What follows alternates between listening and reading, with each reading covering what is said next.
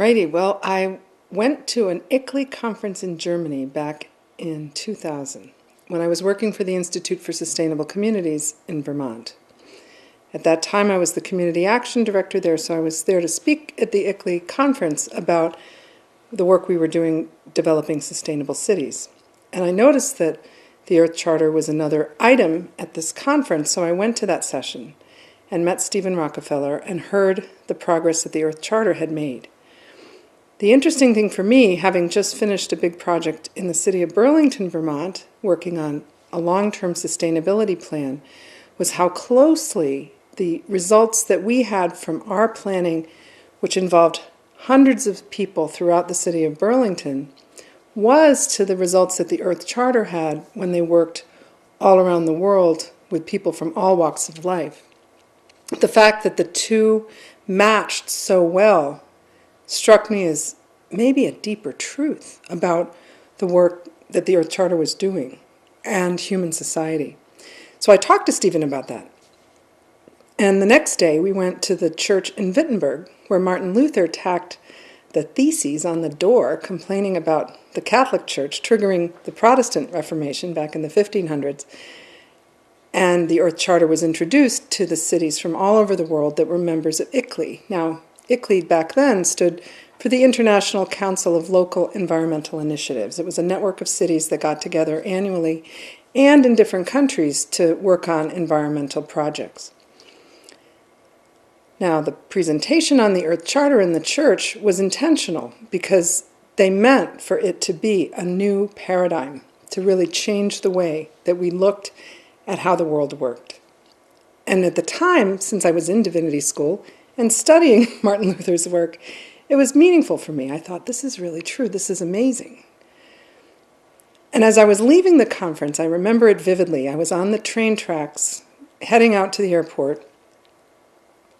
And it was that end of the day kind of light, sunset light. And I literally, it was like the light spoke to me and said, you need to work on this Earth Charter.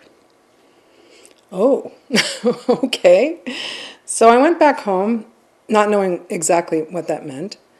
And a couple months later, some artists came to a meeting I was at, and they talked about organizing this big celebration to launch the Earth Charter in Vermont. And since I'd seen what it was and heard about what was intended, I joined their effort to create this beautiful celebration at Shelburne Farms in Vermont on September 9th, 2001. It's a significant date, of course, because 2 days later was the day that the airplanes hit the World Trade Center and changed the world in a different way, unfortunately. Now, after that event, the artists spontaneously decided to carry all the work that had happened at that event, which were these beautiful art projects from students all over the state that put in art what the principles of the Earth Charter said. And one of the artists, Sally Linder, had created this beautiful box called the Ark of Hope that all those little works of art went into.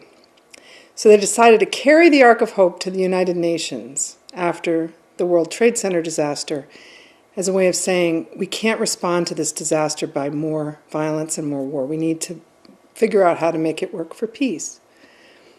And at the same time, I launched a campaign in Vermont to get the town meetings of Vermont to endorse the Earth Charter, because I felt that cities and towns are actually the closest entities to the ground when it comes to implementing things like environmental integrity and social and economic justice. And 40 cities and towns around Vermont voted to endorse the Earth Charter in advance of the big summit in Johannesburg. So between the work that we were doing with the arts and children in the Ark of Hope and the work that was done in the cities, we all went to Johannesburg to talk about what we had done.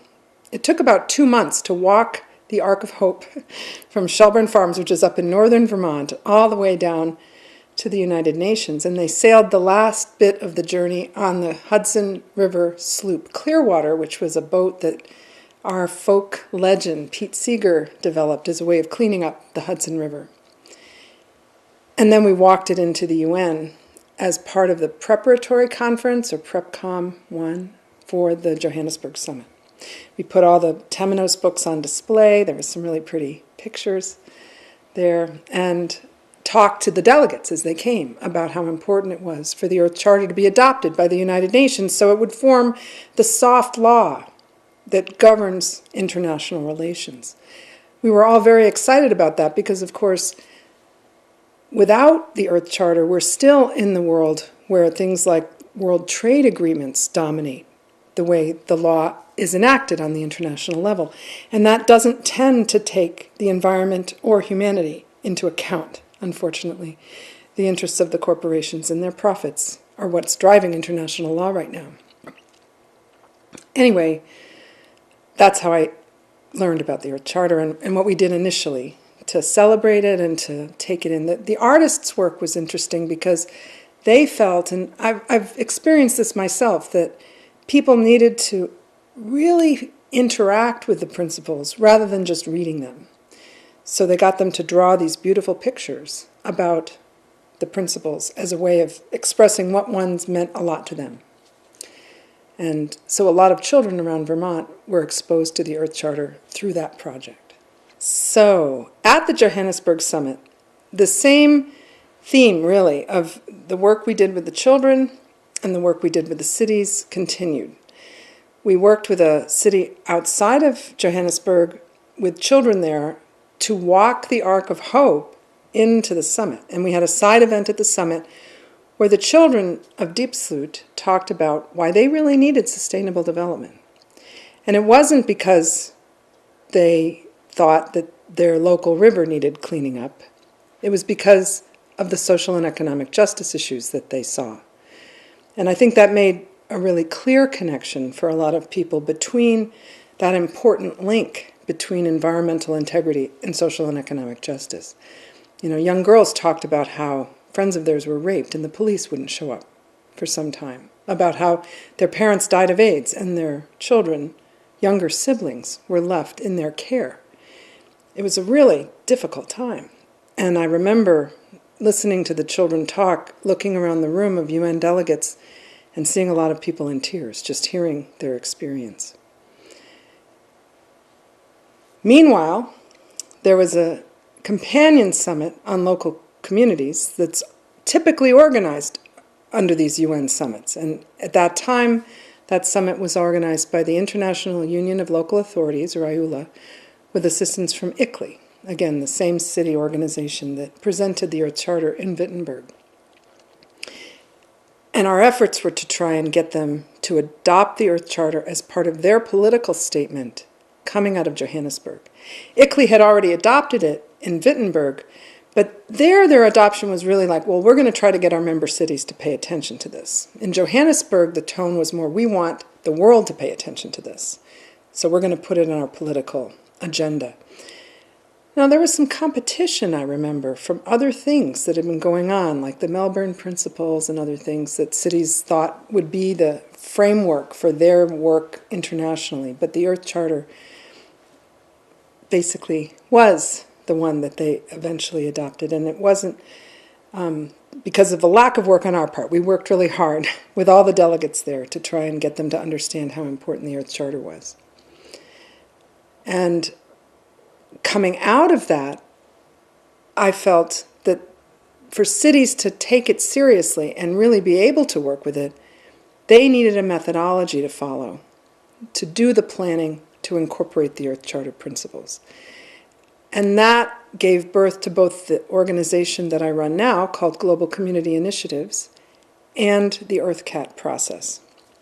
I've long been part of an international group of people called the Balaton Group that meets in Hungary every year and works on sustainability issues.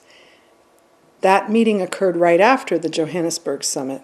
A lot of us had been there at the summit talking about the Earth Charter, moving this forward.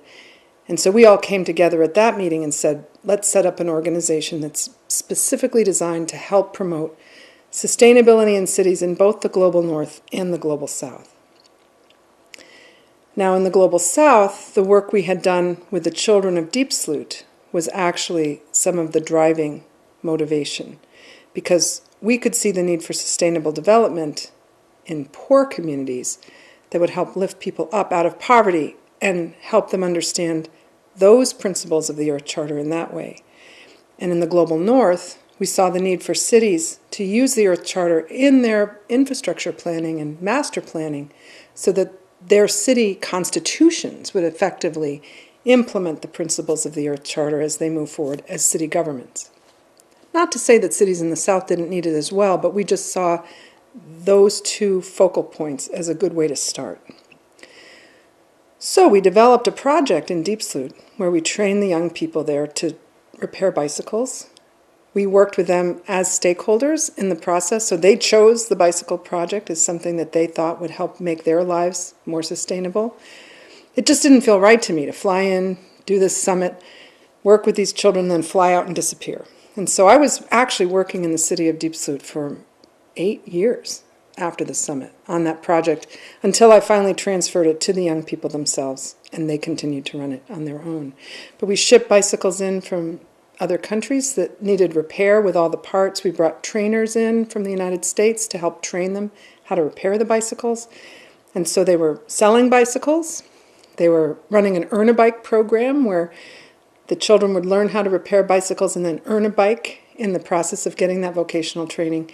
And the other thing that they did, which was amazing, is they got them started on bike racing. So it actually gave the children of Diepsloot a way to use bicycles to advance their own personal development and get out of poverty.